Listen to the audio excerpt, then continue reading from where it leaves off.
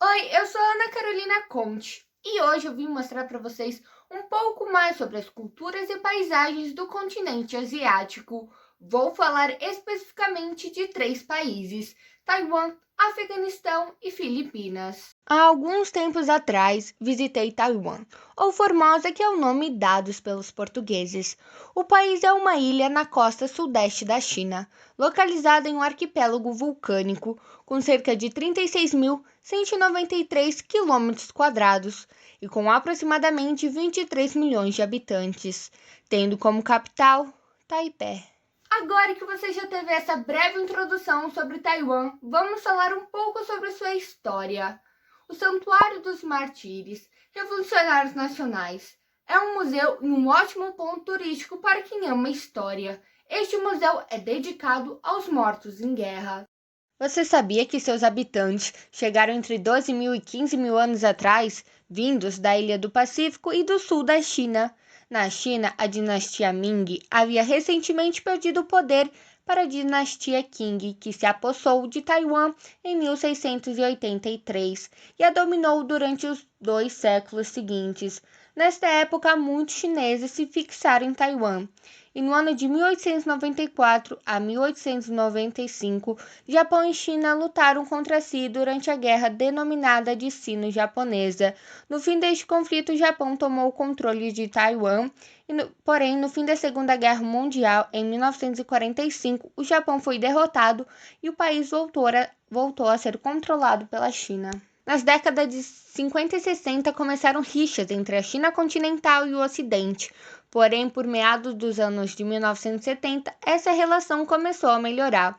Em 1979, o governo dos Estados Unidos reconheceu oficialmente o governo comunista da China e pôs fim às suas relações com Taiwan.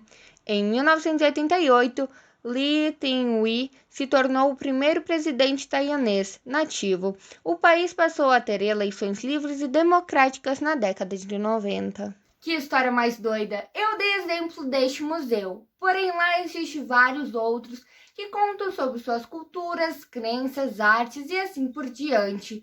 Agora deu de falar desse assunto? Sua economia deixou de ser agricultura e passou a ser a indústria. Seu desenvolvimento, grande parte, foi conquistado com produtividade e competitividade. Taiwan foi o primeiro país a criar uma zona de processamento de exploração. O país superou rapidamente os efeitos da crise asiática de 1997. Hoje em dia, o país é o maior exportador de calçados. Ele cresce em um ritmo anual de 8,6% e tem alto nível de desenvolvimento em plásticos, produtos químicos, construção naval, indústrias de vestuário e eletrônica. Seu IDH é de 0,907, segundo dados de 2017, e seu PIB é de 598,2 bilhões de dólares na estimativa de 2019. Não sei nem o que falar de sua natureza. É simplesmente esplêndida. Sua fauna e flora é composta por uma grande diversidade. Suas florestas densas cobrem a maior parte de Formosa, com cipestres, cedros, bordos, juníperos e pinheiros, que crescem nas áreas montanhosas, e as palmeiras e os brotos de bambu cobrem as terras de baixa altitudes. Sua fauna abrange raposas, cervos, javalis, macacos, cobras e entre outros. Lá, o clima é quente e úmido. No verão é comum tempestades fortes e no inverno não chega a nevar. Uma dica que eu dou é sempre bom conferir a previsão dos dias em que você pretende viajar, assim fica muito mais fácil de você arrumar as malas. Olha, aproveitando esse clima de natureza e paisagens naturais, existem pontos turísticos maravilhosos que você não pode perder. O Hawley é um local perfeito para quem ama fotografar. Ele é um destino para a costa oeste e possui montanhas e paisagens únicas. Summon Lake é um lugar conhecido por suas belezas naturais. Ao redor de seu lago existe uma ciclovia e dizem que a atmosfera do local é muito energizante. Ipengu, ou Ilha dos Pescadores, como é conhecida, é um local com belíssimas praias, templos gloriosos e casas tradicionais chinesas. Possui uma famosa ilha em formato de coração, feita por corais. Sua população é bem populosa e é composta por três grandes grupos étnicos: taiwaneses, chineses e porto-malaio. Os taiwaneses não são barraqueiros como os chineses e nem reservados como os japoneses. O mandarim é sua língua oficial. Suas principais religiões são o budismo e o taoísmo. Lá é muito comum eles utilizarem metrô como meio de locomoção e para usá-lo você vai precisar de um X-Card, que é o equivale a um bilhete de passagem. Os táxis também são bem baratos, porém você pode ter problema com o endereço e na maioria das vezes eles recusam passageiros com malas. Os carros não são recomendados alugar, porque lá os motoristas não são pacientes e ainda por cima há muito movimento de pessoas nas ruas. A moeda local é o New Taiwan Dollar. Eu recomendo você levar dinheiro em espécie, porque tem muitos locais lá que não aceitam o cartão. E se for mais fácil, você pode levar em dólar, porque lá tem casa de câmbio para trocar. Vou te contar, a culinária de lá é bem diferente. Tem que ter um paladar variado. Ela tem forte influência da culinária chinesa e japonesa. Peixes e mariscos são uma constante nas suas cozinhas.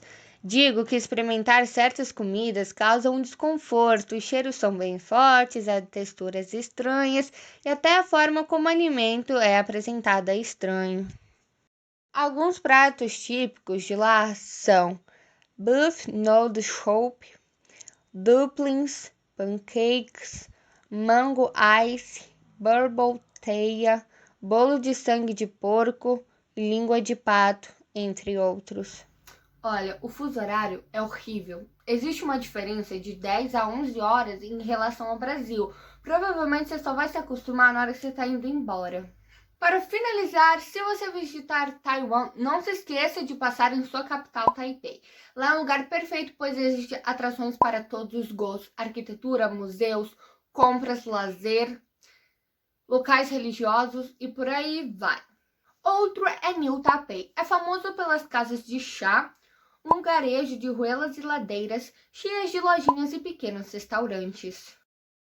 Nosso próximo destino foi Filipinas, que fica no oeste do Oceano Pacífico, composto por aproximadamente 7.100 ilhas e uma área de 300.076 km², possuindo cerca de 106,7 milhões de habitantes e tendo como capital Manilha. Os vizinhos mais próximos das Filipinas são Taiwan, Indonésia e Malásia. Vamos partir para a história de Filipinas. Os primeiros habitantes de Filipinas, chamados de negritos, teriam se instalado há 30 mil anos, vindos de Bornéu e Sumatra. No século XVIII, a Espanha conquistou as ilhas, porém, após a Espanha ter sido derrotada na guerra, os Estados Unidos tomaram as Filipinas e moldaram o governo, a economia e a cultura das ilhas até a década de 40. Durante a Segunda Guerra Mundial, os japoneses dominaram as ilhas.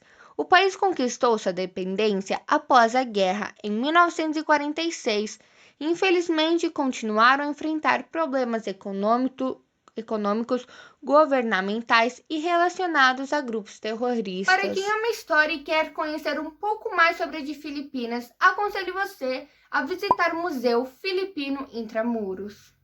A moeda local é o peso filipino. A dica é levar dinheiro em dólar e trocar lá. A agricultura representa uma parte fundamental da economia filipina, com destaque para os cultivos de cana-de-açúcar, coco, arroz, banana, milho e abacaxi.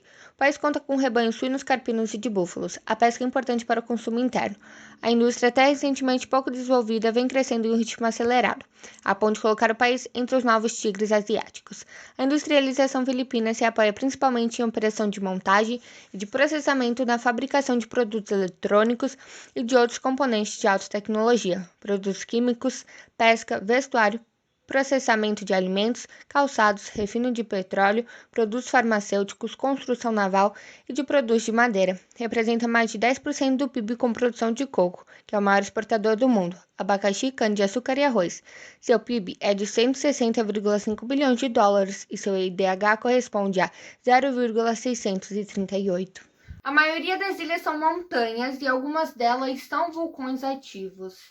Suas florestas têm auã, manguezais, variedades de gramínea, plantas com flores e samambaias. Sua fauna inclui macacos, cervos, búfalos, gatos almiscarados, morcego, porco selvagem e cobra venenosas.